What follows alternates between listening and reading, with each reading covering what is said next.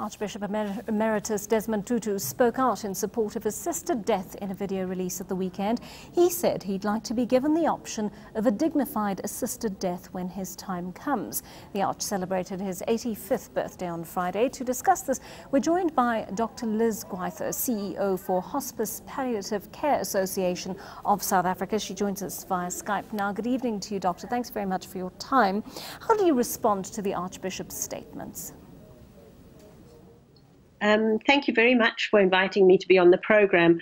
I just have a concern with how he's expressing his wish for a dignified end to his life, because what he seems to be asking for is palliative care, that he has dignity in life and dignity in death, that he's not having his dying prolonged, because palliative care doesn't hasten death and it doesn't postpone death. It allows a natural death. And it also makes sure that there's no suffering, no physical suffering, no emotional suffering and spiritual suffering as far as we can assist a person. So we believe that what we do is assist people who are dying, and that what is being discussed in the media is actually assisted suicide. And we don't think that there should be an unnatural and premature end to life, because there's so much assistance that we can give to make sure that people can live actively and well and without pain right up until the end of their natural life. Well, that's what the Archbishop meant by his statements. That's what I would like to discuss with him, because that's how I read it. And the Archbishop was our founding patron of HBCA, so he knows about palliative care. He hasn't requested palliative care, and we wouldn't kind of impose upon him. But I would like to know what he meant. And did he mean that he wanted a lethal injection to end his life, or is he wanting a peaceful, dignified end to life that we can offer him through palliative care if that's what he needs, or just through good clinical care?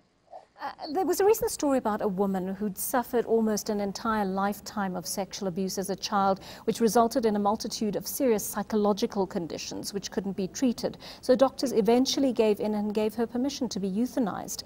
Why should anyone troubled or living a painful experience of psychological nature that so many are not be able to decide whether that situation should continue or not? So that is a really sad situation, and I was just reflecting on it today. This happened in Belgium, and Belgium has got legalized euthanasia, and it's not the euthanasia that a number of countries have permission for people who are terminally ill to have euthanasia. They've expanded the scope of euthanasia very widely, and it really troubles me to think how many vulnerable people might end their lives prematurely when they could be helped. Of course, this one particular instance of this young woman in Belgium was failed by Belgian society completely. I mean, with the effect that she had such awful sexual abuse, and with the effect that there was nobody able to assist her with post-traumatic stress disorder. When I consider the unfortunate number of people who experience rape and sexual abuse in this country, and the wonderful work that Rape Crisis is doing and helping people overcome their really traumatic past, it really saddens me that this is the step that this young woman needed to choose to take, because she thought there was no other option. Well, clearly there was no other option for her, and doctors concurred with her. But we also see some of the most violent deaths in the world occurring through suicide because people may not legally take their own lives. Surely they have the right to die with dignity should they decide they no longer want to live. So it's quite ironic that last month there was a World Day for preventing suicides. And we're looking at how we can support people to have good psychological and mental health, as well as helping people who might have chronic illnesses. And it's, to me, very ironic that on the one side we are looking to prevent suicide, on the other side saying, oh, well, let people end their lives if they wish. I really think that what we need to build are caring, compassionate communities where people don't come to that particular extreme in life.